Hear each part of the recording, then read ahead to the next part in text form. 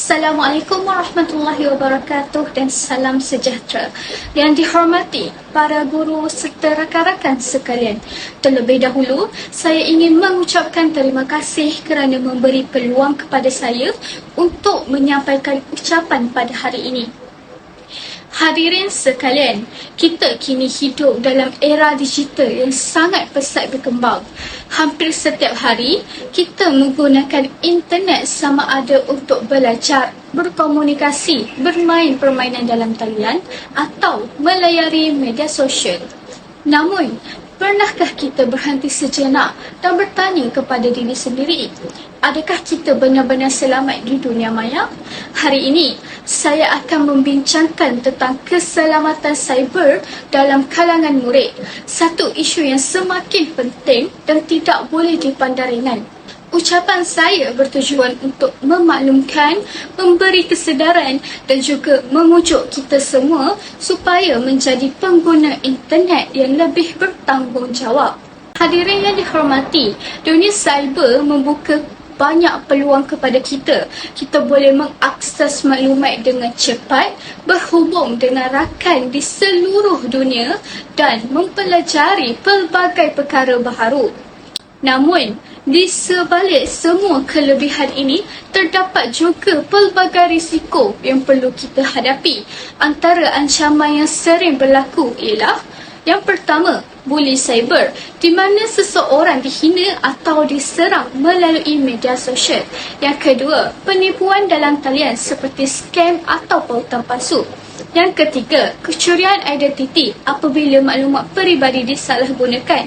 Sebagai contoh, terdapat murid yang tanpa sedar berkongsi gambar kad pengenalan atau lokasi semasa mereka berada di rumah.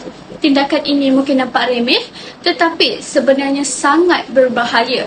Lebih membimbangkan, ramai murid tidak menyedari bahawa mereka sedang menjadi mangsa atau berisiko tinggi terdedah kepada ancaman ini. Oleh itu, jelaslah bahawa keselamatan cyber adalah satu isu yang sangat serius dan memerlukan perhatian kita semua. Hadirin sekalian, mengapakah kesedaran keselamatan cyber ini sangat penting? Pertama, melindungi maklumat peribadi. Maklumat seperti alamat rumah, nombor telefon dan kata laluan adalah sangat bernilai. Jika jatuh ke tangan yang salah, pelbagai masalah boleh berlaku. Kedua, mengelakkan diri daripada menjadi mangsa jenayah cyber. Ramai mangsa penipuan dalam talian sebenarnya tidak menyedari bahawa mereka sedang diperdaya. Ketiga, membentuk disiplin dan etika digital. Sebagai murid, kita perlu belajar bahawa setiap tindakan di internet mencerminkan diri kita. Hadirin sekalian, apa yang kita tulis, kongsi atau komen di internet akan kekal sebagai jejak digital. Jejak ini boleh memberi kesan kepada masa depan kita, termasuk peluang pendidikan dan kerjaya. Justeru, sebelum kita menekan butang hantar atau kongsi, tanyalah diri sendiri, adakah ini selamat? Adakah ini benar? Adakah ini memberi kebaikan? Hadirin yang saya hormati, bagi memastikan kita sentiasa selamat di dunia cyber, terdapat beberapa langkah penting yang boleh diamalkan. Pertama, tidak berkongsi maklumat peribadi. Elakkan berkongsi alamat rumah, nombor telefon, kata laluan. Ingat, tidak semua orang di internet adalah seperti yang mereka dakwa.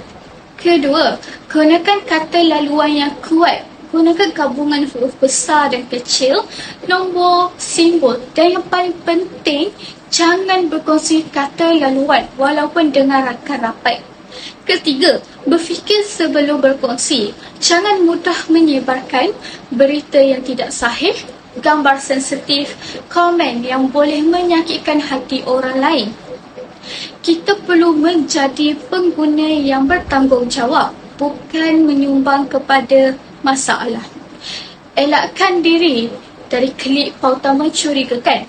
Jika anda menerima mesej yang pelik atau tawaran yang terlalu baik untuk dipercayai, berhati-hatilah. Ia mungkin satu bentuk penipuan. Dapatkan bantuan orang dewasa jika berlaku sesuatu yang mencurigakan. Beritahu guru, beritahu ibu bapa.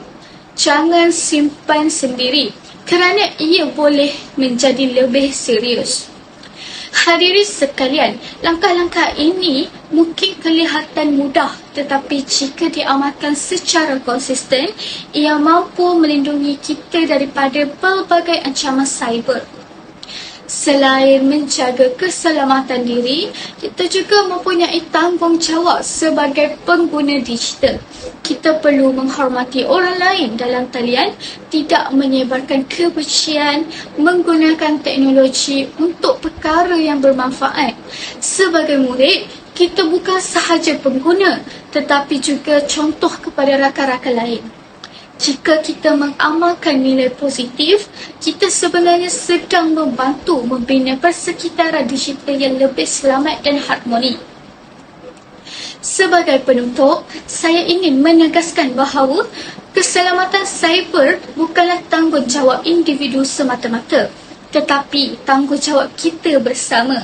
Dalam dunia yang semakin maju ini, kita perlu bijak menggunakan teknologi, bukan menjadi mangsa kepada teknologi.